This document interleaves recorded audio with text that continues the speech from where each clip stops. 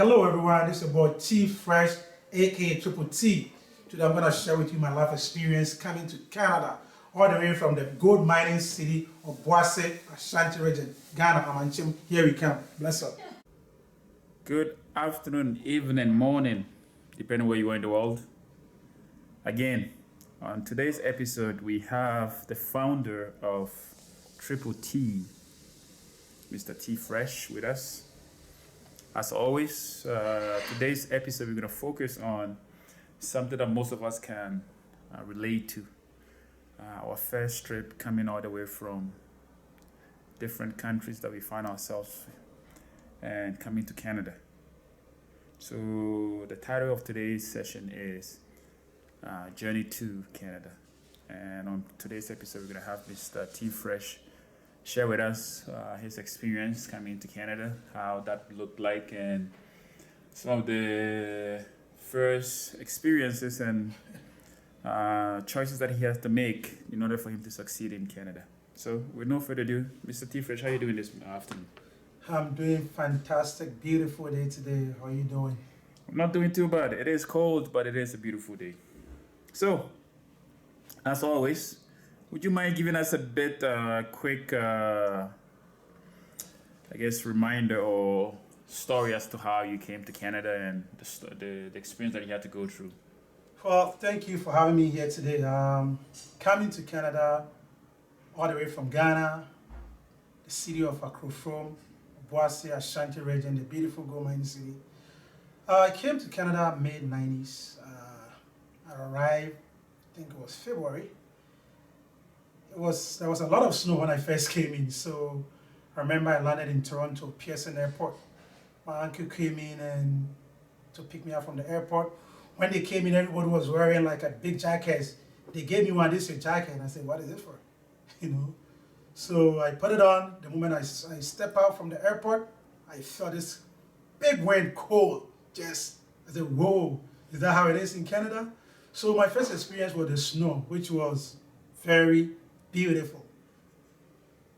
Nice. Well, it's great to hear that. I'm sure most of us can attest to our first days coming into the great Canadian space and understanding the different weathers that we are not used to, especially living in Ghana. You have maybe 2, or if you're lucky, 3 seasons, but in Canada, you get to experience all 4 seasons. So tell us a little bit about how high school and how that came about. Well, when I came in, I started grade 9. The school I went to, high school, is called North Avion Collegiate. They call it short by Naki. I was there and I stopped that school. I went to Catholic school. It's called Father Henry Carr. So I graduated from grade 12. Grade 12, okay? So it was really fun. It was a little bit different compared to back home, even though I went to junior high and I went to a little bit high school up there. When I came in, the system was different. But I did enjoy it though, met a lot of guys out there who were already in the system. They show us around and, stuff like that. Oh, wow. Well, that's a great segue then. Tell us a little bit about friendship. How did you, being a newcomer into Canada, how did you make friends? Was it an easy process or was it something that took you a bit of time? I mean, you're a very jovial person, but I'm kind of curious to see how that happened for you. Well, so the school you went to, there was a lot of African community, people from Ghana. There was a lot of us in the same school where we all go to the same church. So when I came to the friendship, it was easy for us to bond together because you all speak the same language and from the same country and go to the same church.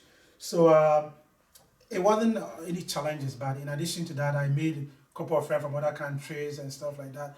But as I'm a people person, so I get along pretty good with everybody. So that one, I think I fit in really pretty well. I fit in pretty well. That's good to hear. Friendship is always important. I know personally I didn't grow up in Toronto, but I've heard that you guys have some very, very good picnics and buffets. Can you share some experience about picnics and big buffets and the type of, summer activities that the Ghanaian community and the African community does in Toronto? Okay, so talking about the picnic, that's something I really, really enjoy. And every summer, Ghanaian community in Toronto. There's a park called Run Tree Park. So they all gather up there.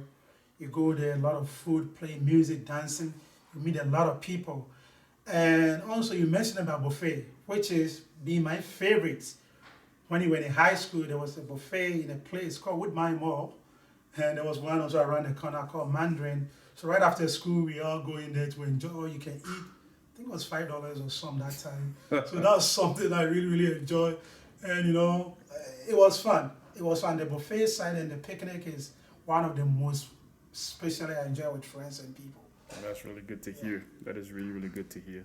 So I know, I guess when school is over, you like to spend some time at the buffet and enjoy with your friends and family. But what about when school finished? When you finished your high school, where did you end up? Well, I finished high school. When I completed high school, I went to community college. I first studied at Sheridan College in Brampton for 1 year for a program called General Art and Science. Okay. Once I finished, I went to Niagara College, which I took a 2 year program in pharmacy technician, which I completed. So Sheridan College, Niagara to pharmacy technician program. Yeah. Nice. They do understand why you decided to choose that field now. So, I mean, any advice for the folks that are currently in the process of getting their tickets and their visas coming to Canada and how they're going to adapt to this new system, as well as what can you share with us some of the greatest takeaway that you ever had living in Canada as a new immigrant, as we all are?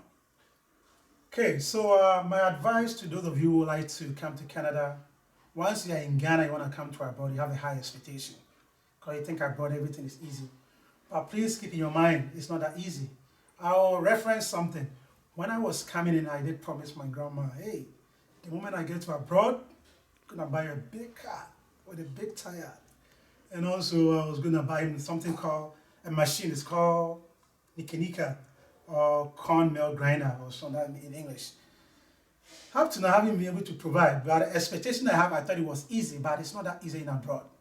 So for folks who wanted to come in, if you have something really good back home, I would advise you to stick with it, utilize it, and maybe come here as a vacation. Don't make a point where if you have something really good going on back in Africa, you want to sell it and just come here with a connection man without your papers. You're going to struggle. It's not that easy here. So that would be my advice for people who want to come up here. But for the folks who are already in the system or my peers, one thing I like to advise them about it is always be yourself and stick to yourself, okay? Education is very important, okay? So try to finish your education, and don't try to do what others are doing. Do what you like to do, okay? Be yourself. Because I remember when you finished school, a lot of people went to university, college, they took different programming, but majority of them were not able to finish it, right? So do something you like. Don't just let anybody influence you to do something you don't like. And this also go for the parent. Whatever your kids wanted to do, just support them, encourage them, and give them the guidelines. Not just because somebody's wanting to be a lawyer or a doctor, you want your son also to be the same thing. Meanwhile, they don't have that ability to be able to do it, okay? So that would be my advice. Other than that, abroad is good compared to any African country, is good, but you just have to plan, If you don't plan well, life is going to be a challenge for you, okay? And planning is very important to ensure that you have proper planning, how to do things. Other than that, it's big, but you're not going to fit in. Perfect. Thank you so much for that feedback and that advice, especially for the youth and for those of us that are coming up to hear that in order for us to succeed, a lot of planning is involved. Education is very important, same as family. And if you're coming all the way up here from Africa or wherever, Ghana, whatever the case might be, let's just make sure at least we do some research. We just don't show up, expect life to be a little bit too easy for us. Again, Mr. T Fresh, thank you so much for your time. And on next episode, we would like to talk a little bit about credit, one of the things that I believe we can all benefit from. Thanks so much for your time.